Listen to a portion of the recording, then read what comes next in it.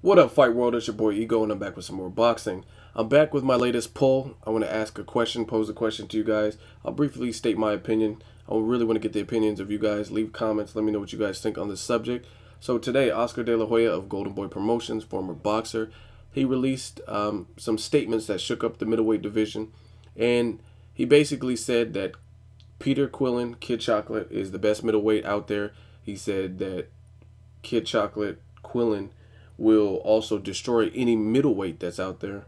If you guys keep up with the sport, you'll know that the other middleweights that are pretty popular in the sport, Sergio Martinez, who's out on injury, and of course Gennady Golovkin, who seems to be plowing through the people that have been put in front of him. So obviously some people disagree, some people retweeted, and I want to know what you guys think. Is Peter Kid Chocolate Quillin the best middleweight out there, in your opinion? Obviously, those three names that I just mentioned have not fought. Sergio's out for the remainder of 2013.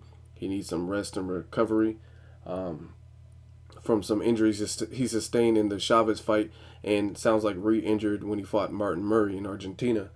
So it's almost a trick question today because obviously Oscar De La Hoya, he's a promoter, aka a businessman. So if someone's promoting a business, it's almost in their best interest to laugh at the competition, belittle the competition, and really pump up the fighters that are in their stable. So obviously this is what Oscar is doing. Whether he really believes Peter Quillin is the best middleweight out there or not, obviously he's going to protect his investment and tell the public that, and he may believe it. As far as me, I was never big on Peter Quillin. I never had any problems with him as a person. He did start to grow on me because I just didn't see him just being unstoppable. I seen flaws and holes in his game plan, but he shut me up. He's an entertaining fighter. He seems like a very cool, just laid back dude. He has heart. He's taken on everyone that has been placed in front of him. So he's definitely a fighter that's growing on me.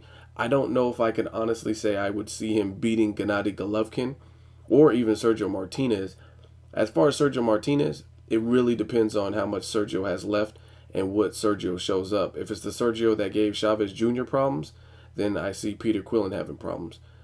He's going to have problems with that elusive Sergio Martinez that hits and has respectable power himself and uses his footwork in conjunction with boxing to keep him at bay. And I think Peter Quillin would have some difficulty tracking Sergio Martinez down, cutting off the ring, possibly even stamina issues, because Peter Quillin is really big for his weight division. He's definitely muscular, and I see him possibly fading late. He could beat both guys. He could possibly beat Sergio Martinez. He could possibly beat Gennady Golovkin. So far, Golovkin looks like the best middleweight that's currently out there, in my opinion. He seems to be winning pretty much with ease without having to resort to a plan B. And whether it's because of his sheer brute punching power or not, I mean, that's going to be somebody or something that anyone that steps in the ring is going to have to endure. People like Gennady Golovkin, people like George Foreman, Thomas the Hitman Hearns, people with punching power like that, it is an innate natural ability and they are born with it.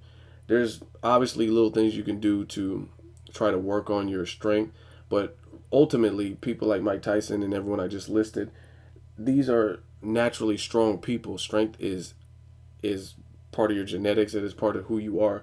Again, there's little things you can do to increase your strength gains, but punching power is not the same as like bodybuilding. You could teach yourself ideally to lift more and more weights or go up on the bench press, but punching power is not different. Some people have it and some people don't. People like Timothy Bradley, he looks like he should have punching power, but he really doesn't have much punching power. Where he exceeds is his heart, his ring generalship, and his overall his smarts and boxing ability, not his punching power. So in boxing, it doesn't just require punching power. However, Gennady Golovkin looks like he has a lot of the essential, just basic all-around skills that will help him. He's shown different skills more than in certain fights than others. his worst performance recently was probably against Gabriel Rosado, and he claims that he had the flu before it. So who knows? Sometimes fighters make excuses. Nonito Donaire versus Rigondeaux, he said he had a shoulder spur or something it actually hurt his performance. So who knows? I want to know from you guys, who is the best middleweight in your opinion? Do you see Peter Quillin beating Gennady Golovkin or Sergio Martinez? Again, in my opinion, I think it's possible, but if I were to bet, I would probably put my money on Gennady Golovkin over Peter Quillin. That's going to be a battle of attrition. Peter Quillin, I believe, is a little bit younger. He does have punching power, but he's going to have to show an excellent chin. There's something else Oscar De La Hoya said that I don't really agree with, but again, Oscar De La Hoya is a promoter, and he has to protect his fighters and put them in the best possible light. He says, I want to see Golovkin versus Hassan Nadam, and then I'll see if he's good or not. Peter Quillin fought Nadam. I think he knocked him down 6 times, and he coasted to a decision after that with the 6 knockdowns. Nadam actually had Quillin hurt, I believe, in that fight. I haven't seen it since it aired, but I remember Quillin was getting hurt. I don't know if he got knocked down, but I remember him looking pretty shook up. So he wants to see Golovkin fight Nadam. Honestly, I see Gennady Golovkin knocking out Nadam. I just don't see. I mean, you're getting knocked down by Peter Quillin.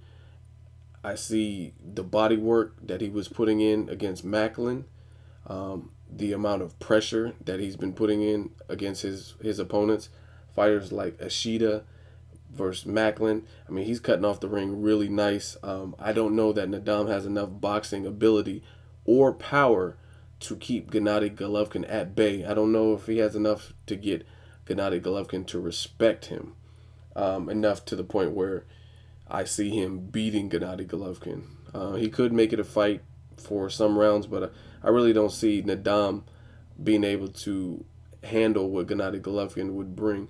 And again, I'm not a bandwagon person. Gennady Golovkin is not invincible. I've said that time and time again. He seems to be on a crash course, and he seems to be moving like a bulldozer, but he's not invincible. He's not unstoppable. We have yet to see how he looks against someone who really tests his chin and catches him with something. So that remains to be seen.